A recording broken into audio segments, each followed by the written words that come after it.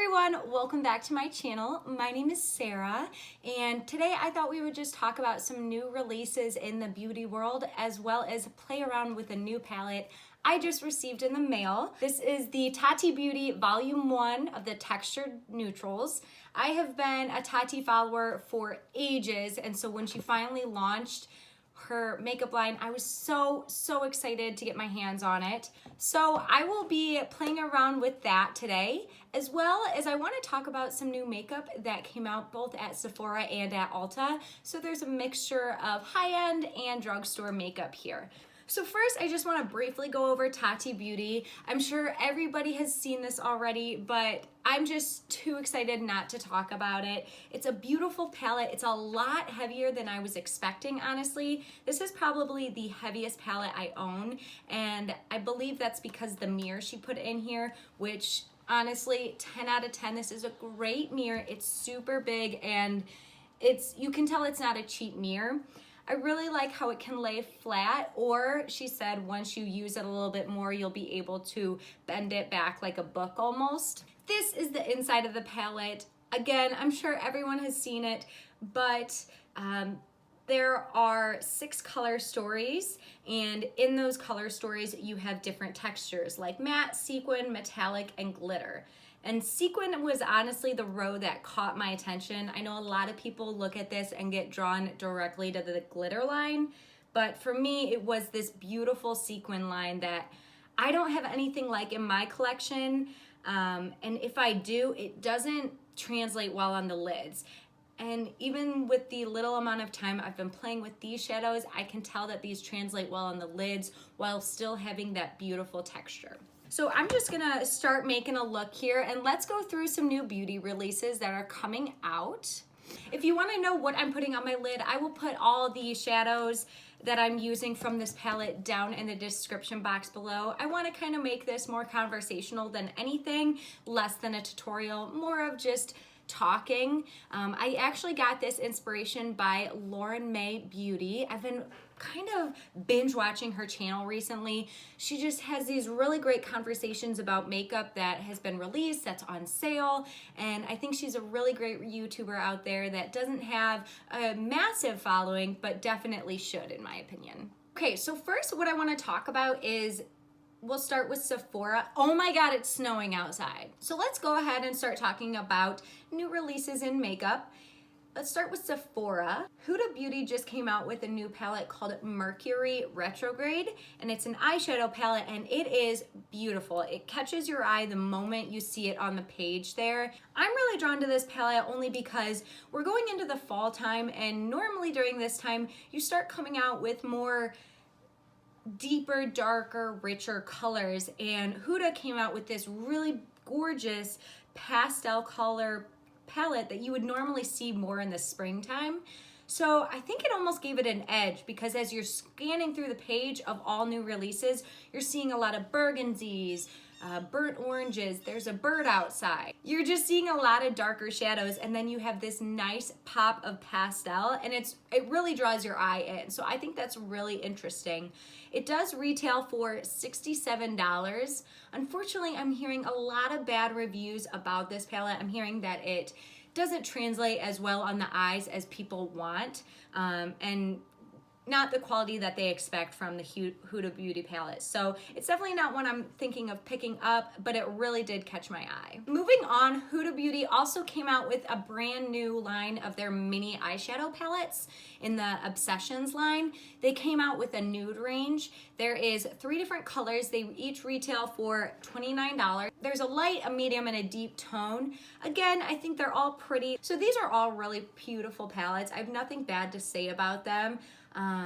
They're great for travel, they're a great neutral, but I've seen it before. It's not something that's sparking my interest. It's not something that's drawing my attention to them. I love the packaging of them, but other than that, it's not a reason for me to purchase them. Next, Hourglass came out with the Ambient Lighting Edit Ghost palette. Now this is gorgeous. I personally have never tried any of the Hourglass face products.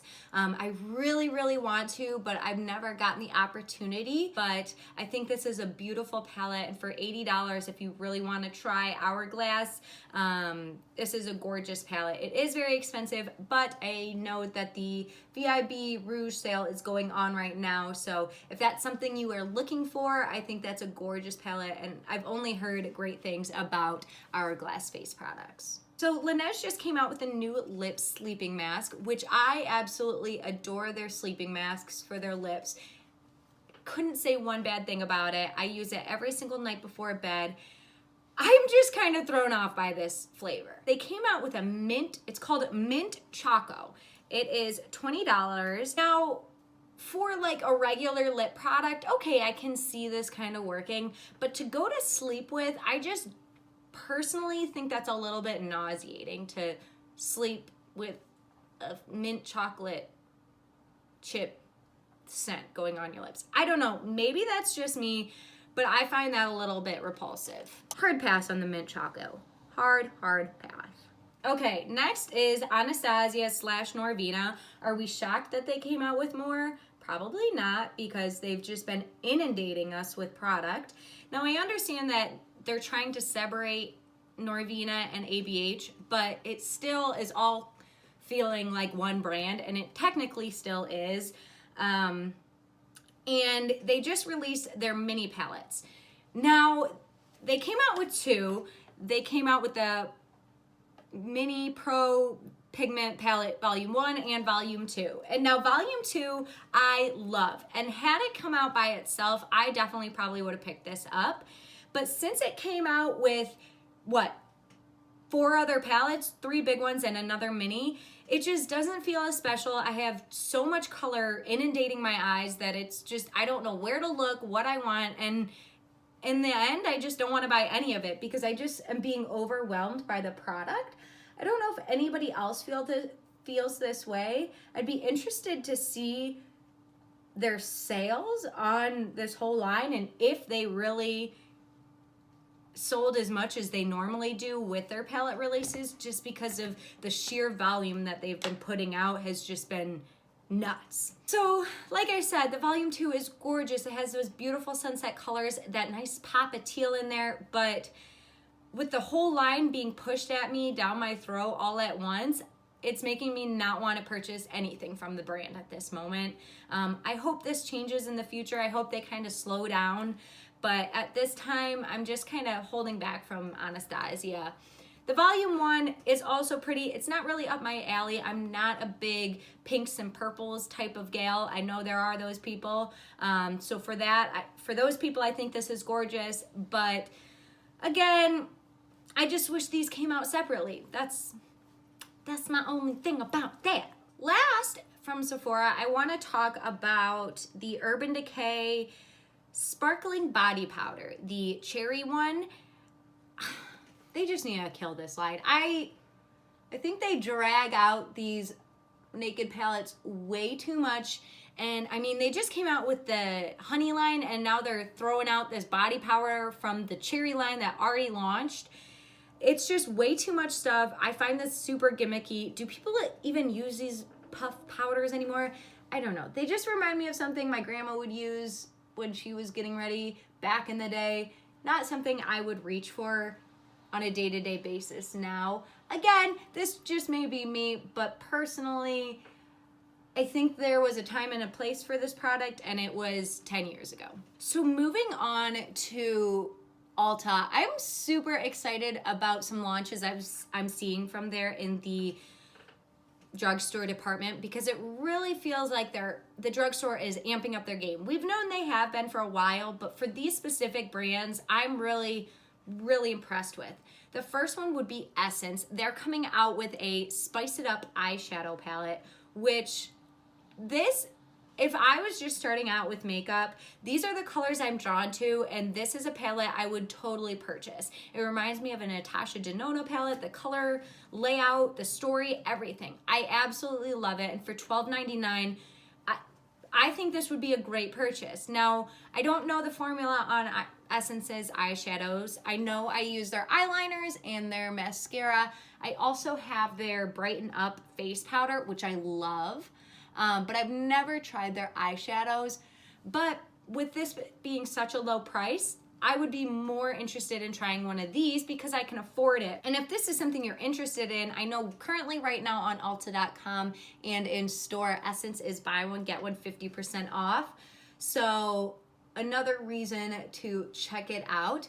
I know Essence has come out with eyeshadows in the past, but never in this big of a palette. So I'm really interested to see the responses they get on this and if it's good or if they try to do any line extensions on it. Really excited about that release. Moving on in Ulta, I found this new brand that I've honestly never heard of before, but it just caught my eye. It's called Nabla, N-A-B-L-A, and it's their skin glowing highlighter.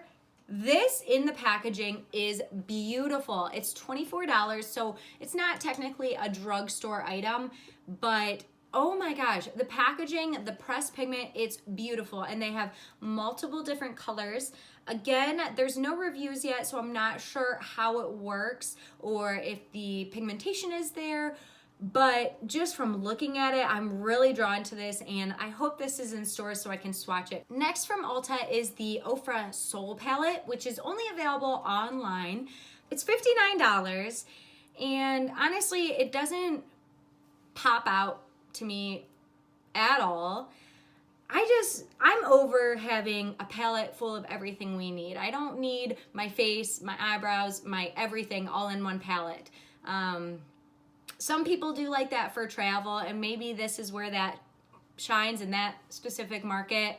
But personally, that's not something I like to see in palettes. I haven't seen it come out in a while in palettes where they try to do all in one. This kind of reminds me more of a gimmicky palette that Ulta would come out with that you would buy for like $20 and it would be like everything from Ulta. Like, you know what I'm talking about? Those like big box sets that would have like your eyes, your face, your everything. That's kind of what this reminds me of. I'm sure the product is great. Ofra has some great cosmetics, but this is just not speaking to me in any way. I'm personally not someone that wants to use my highlighter and have that fallout brush on to my eyebrow powder. That's just not something I enjoy. Again, I'm sure there's people out there that would appreciate this kind of setup and would use this every single day of their lives, but I'm not one of them.